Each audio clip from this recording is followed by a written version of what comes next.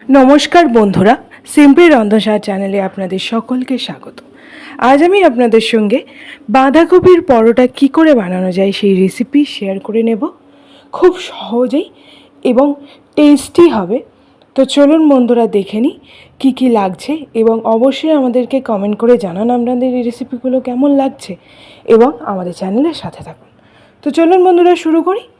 প্রথমেই একটি বাটি নিয়েছি এবং বাটির মাপের 2 বাটি ময়দা, তার সাথে দিয়ে দিলাম চিনি হাফ চামচ, নুন হাফ চামচ এবং ময়ান দেওয়ার জন্য 2 চামচ সাদা তেল।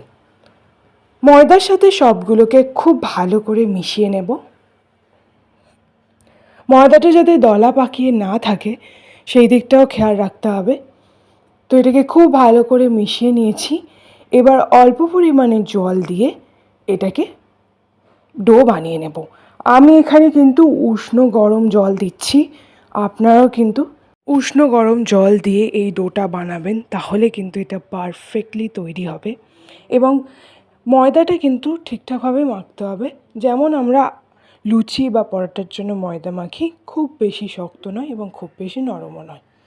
এবার সাদা তেল ডোয়ের গায়ে খুব ভালো করে চারধারে লাগিয়ে দেব, যাতে ডোটা খুব ভালোভাবে রেস্ট হয় এবং ঠিকঠাকভাবে তৈরি হয়। এবার আমি এটাকে প্রায় 1 ঘন্টা মতো রেস্টে রেখে দিই। অন্যদিকে আমি আজকের মেন ইনগ্রিডিয়েন্ট বাঁধাকপিটা কেটে নেব। দেখুন বন্ধুরা, বাঁধাকপিটাকে আমি একটু লম্বা লম্বা করে এবং সরু সরু করে কেটে নিয়েছি। এবং অবশ্যই যেহেতু বাঁধাকপিটা সিদ্ধ হতে খুব বেশি সময় লাগে না, তাই আমরা এবার এটাকে কেটে নিচ্ছি। এবার কড়াইতে শুকনো লঙ্কা, গোলমরিচ, জিরে, ধনে দিয়ে একটা মশলা তৈরি করে নেব। এটাকে কিন্তু গুঁড়ো করে নিলেই ভাজা মশলা রেডি হয়ে যাবে। এবার কড়াইতে সাদা তেল দিয়ে প্রথমেই আমি দিয়ে দেব বাঁধাকপিটা। বাঁধাকপিটাকে একটু মিডিয়াম আঁচে 3 থেকে 4 মিনিট ভেজে নেব। তার সাথে দিয়ে দিলাম নুন। শুধু নুন দিয়েই কিন্তু বাঁধাকপিটাকে প্রথমে একটু ভেজে নেব। বাঁধাকপিটা সিদ্ধ হতে খুব বেশি সময় লাগবে না, তবে হ্যাঁ, মিডিয়াম আঁচেই কিন্তু এই পুরো রেসিপিটা বানাবো, যাতে এটা কাঁচা না থাকে এবং পুড়ে না যায়, সেই দিকটাও খেয়াল রাখতে হবে। বাঁধাকপিটাকে 2 থেকে 3 মিনিট ভেজে নিয়েছি।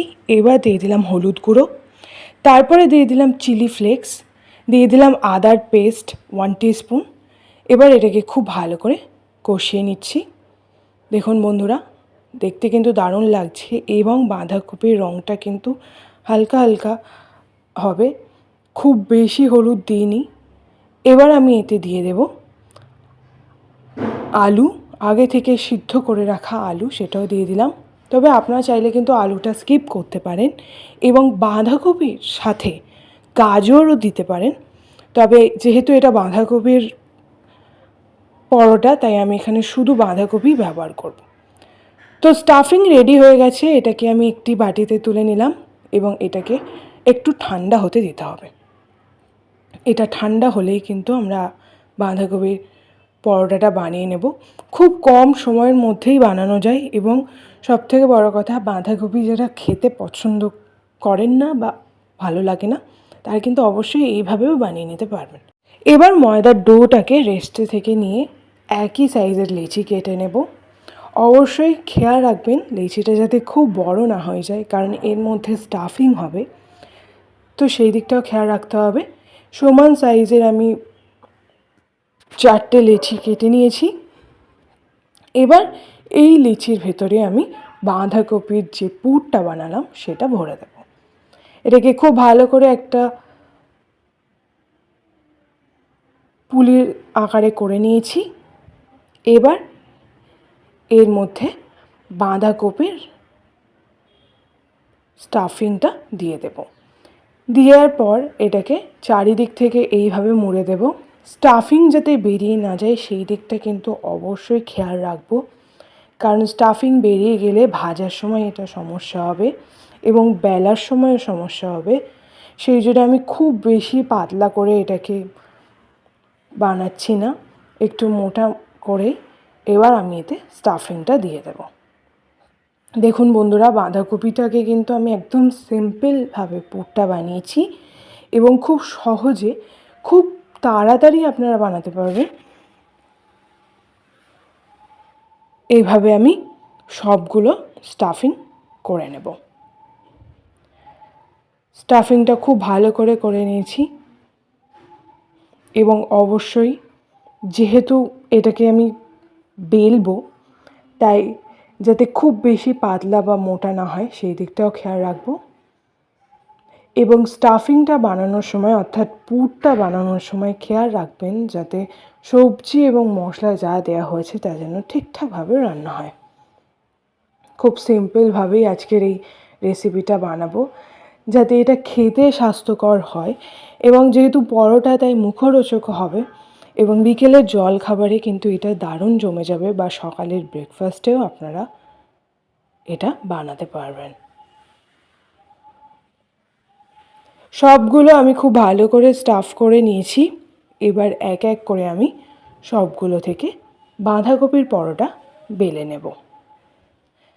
প্রথমেই সাদা তেল ভালো করে বেলন আর চাকির গায়ে লাগিয়ে নিয়েছি। প্রথমেই এটাকে একটু হাত দিয়ে চেপে চেপে একটু আকারে বাড়িয়ে নিচ্ছি, তবে খুব হালকা হাতে করতে হবে এবং হাত দিয়েই যতটা বড় আকারে বানানো যায় তারপরেই কিন্তু আমি এইভাবে বেলে নেব।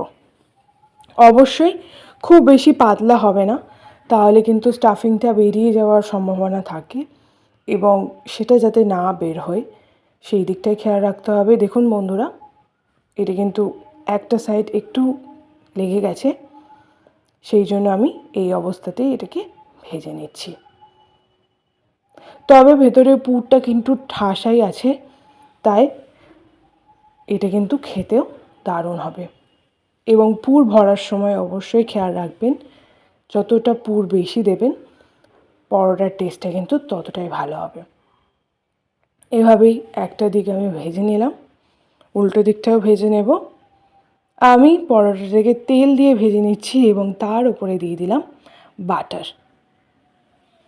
বাটার এবং তেলের সহযোগে আজকের কিন্তু বাঁধাকপির পরোটা একটা রেডি হয়ে গেছে।